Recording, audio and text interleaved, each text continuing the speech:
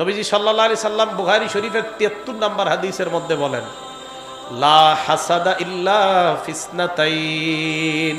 আমি আপনি আমরা যারা এই জায়গায় বসা, আমাদের জন্য দুইটা বিষয় ঈর্ষা করা বৈধ।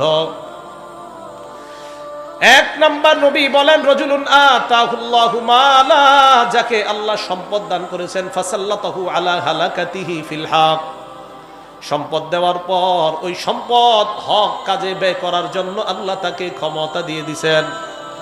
আপনাদের এলাকার কাউকে আল্লাহ সম্পদ দিয়েছে, দেওয়ার পর ওই লোকটা প্রচুর পরিমাণ দান করে মসজিদ মাদ্রাসায়।